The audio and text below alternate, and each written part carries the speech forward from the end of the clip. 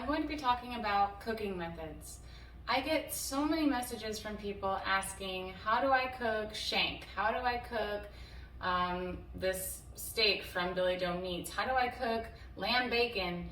So I'm gonna break it up in a super simple way.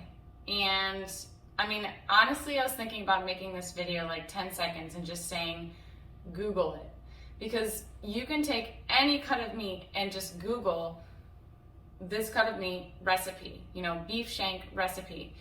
That's how you can figure out whether or not it's something that should be cooked in the pressure cooker or the air fryer. First of all, I use my pressure cooker or air fryer. Rarely do I use my stovetop or oven. The reason being that I generally am cooking from frozen, which is going to reduce histamine. And I honestly think that it tastes way better cooking from frozen, in the air fryer at least. So the only things that I cook on my stovetop are gonna be like burgers, because I want those juices and I don't want it to overcook. But I rarely eat burgers. So I'm always gonna be cooking from frozen. Now, if you're cooking something from frozen in the air fryer, typically my go-to temperature is 390 degrees. If yours goes up to 400, I would use that.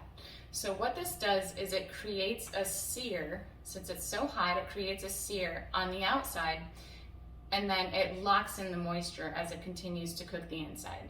So unless you're cooking like a huge leg of lamb or something like that, which is like over 5 pounds, or like an entire duck, which I've done in my air fryer, then 390 degrees or 400 degrees for the entire time, the entire cooking time should be good. So cooking a steak, okay? Pretend we have a New York strip steak. 8 ounces or 16 ounces, either one. Put it in there from frozen. I would say cook it for 8 minutes each side from frozen at 390 degrees or 400 degrees. That's gonna create a nice sear while it slowly cooks the inside.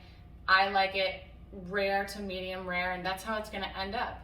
I usually cook things in 8-minute increments just because it does help to flip it, especially when you are cooking from frozen.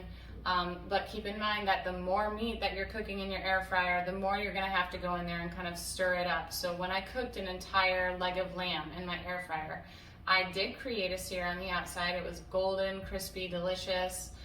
This is on my Instagram, by the way. I took pictures of it, and this is when I realized creating this sear is what locks in the moisture. So it's better to cook it from frozen, I'm telling you.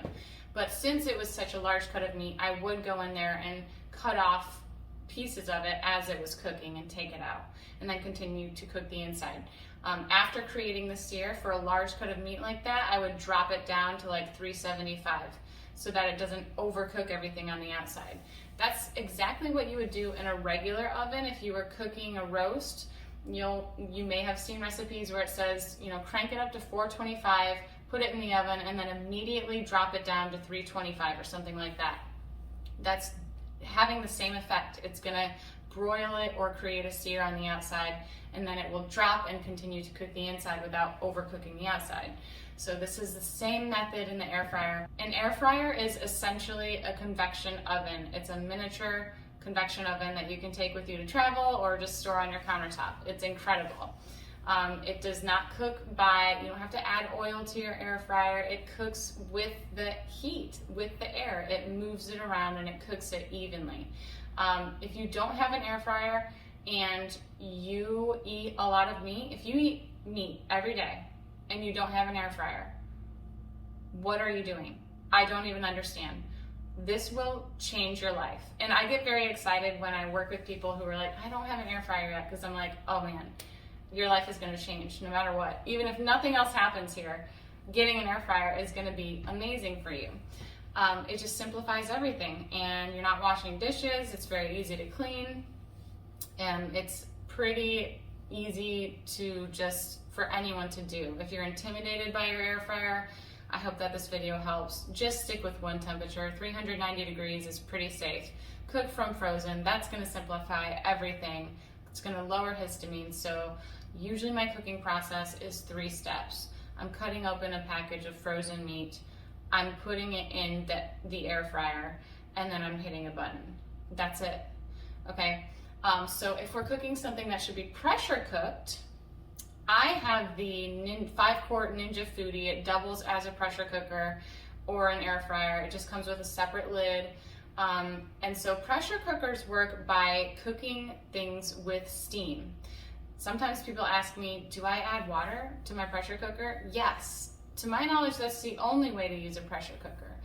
Again, because it cooks by steam. So if you don't have water, you're not going to have steam. That's the whole point of having the vent that you can open or shut. So pressure cookers are pretty basic too. They all come with instruction manuals, but I'm just going to lay out some of the basics that I think will guide you safely enough. Full disclosure, if I mess up a recipe, I am so sorry, but please don't hold me responsible. But I have been cooking meat every day for over 2 years now, and it's gone pretty well. So pressure cooker, typically I'm just going to fill it up with water so that it's halfway covering whatever meat is in there. So the amount is going to depend on how much meat is in there. You could cook it with less, but I think it's safe to do halfway. And I also like doing that because when you save that liquid that the meat has been cooked in, that is meat broth. I will do a bone broth and meat broth video pretty soon, I think. But that is how I get this super gelatinous, incredible broth. It's just from saving the liquid that I'm cooking my meat in. The broth is a byproduct of the meat cooking. That's how simple it is. So fill water up halfway to whatever type of meat you have. So if I had 4 pounds of bone-in lamb from Billy Doe Meats, my pressure cooker is gonna be like almost completely full. So if it was this much meat, I would fill it up with this much water, halfway up the meat, never above the meat. It's not a slow cooker. It's not a crock pot. We don't need that much. And if it was just one goat shank from Billy Doe Meats, okay, that's gonna be like this big, it would only come up to here in my pressure cooker. So I would only fill up water to here, just a little bit of water, and it's gonna create enough steam to cook it down and soften it. So what type of cuts do you put in your pressure cooker? It's gonna be the tough cuts, usually the joints. So if you had a shoulder chop or a shank or chuck roast, you know, the tougher meats, stew meat, ribs, depending on the ribs, sometimes I do let them thaw first so that I can put them in the pressure cooker. I do have a recipe for my bison back ribs from North Star Bison on my YouTube channel, and that is a 20-minute recipe. You literally just pressure cook it for 20 minutes, and it's fall off the bone, incredible. But you can't really go wrong with the air fryer or pressure cooker. So those are the basics. And if you don't know whether it should be in the air fryer or the pressure cooker, Google it. Just Google goat shank recipes. And you don't even have to open the recipes. You're just gonna be able to notice, are they cooking it in the oven? Are they cooking it on the grill? Or are they slow cooking it? If it's a slow cooker item or an oven roasted item, you can usually do the pressure cooker. I do sometimes make things in the oven. If it's like a rack of lamb from Billy Doe Meats, I generally prefer to do it in the oven because they are so fatty. You can cook them in the air fryer, but the fat is just much more rendered when you do it that way. So I like to cook it low and slow in the oven with a foil hat to lock in the moisture. If I'm making like a big shoulder roast, bone-in shoulder roast, 7 pounds at a retreat or something, I'll do that in the oven. Add some herbs, I'll stuff it with garlic, rosemary, thyme, and that's just a beautiful presentation. But for me, every day I'm cooking either in the pressure cooker or the air fryer, and it just couldn't be more simple. So, just to recap, cook from frozen, decide whether or not it's a slow cooker item or in the other category. If it's not slow cooker, you can put it in the air fryer. If you have a grill, I think you should use a grill because it's delicious and amazing, but I don't have a grill. And that's pretty much it. So if you have any more questions, please, please, please leave a comment, but I promise you it's not as complicated as you might think. You can make large cuts of meat. It's not complicated. You can make a neck roast. You can make a shoulder roast. This goat leg that I made, I mean, this thing was huge. And all I had to do was get a big pan and stuff some garlic in it and put some salt on it and cover it with foil and just bake it in the oven. And it was just amazing. So yeah, those are my tips. My air fryer is in my Amazon favorites, which is in this description. And again, feel free to leave comments if you have any of them. And I'm just going to share some of my favorite cuts now with you from Billy Doe Meats. Billy Doe Meats is 98% of what I'm eating every day. It is the best. If you want a good broth, you're gonna have to cook with high quality meat, and that's Billy Doe Meats for me. So enjoy your food and let me know if I can help you cook it.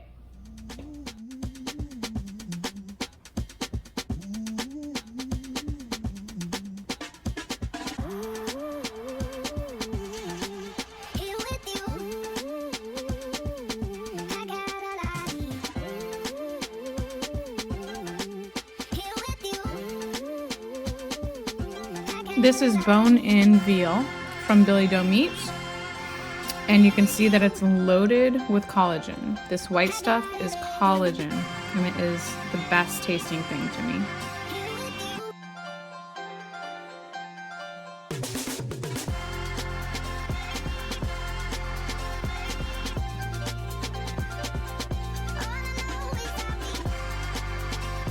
This is a veal shank, so it's much larger than goat or lamb shank, and this is honestly one of my all-time favorite cuts.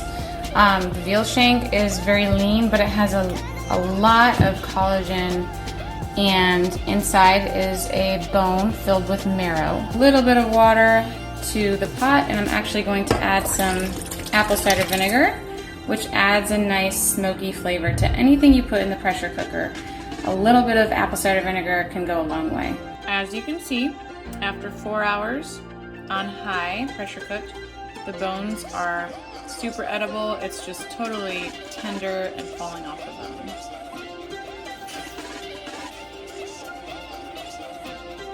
This is the bone that I was telling you about with the marrow inside.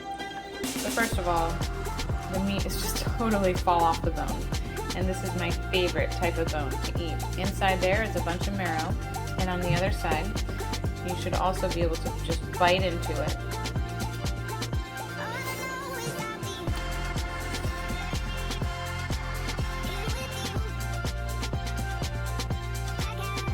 We'll save all of this liquid because this is going to yield the best broth. I'm just going to let it cool off in the fridge and then remove the top layer of tallow before I consume it because that is rendered fat.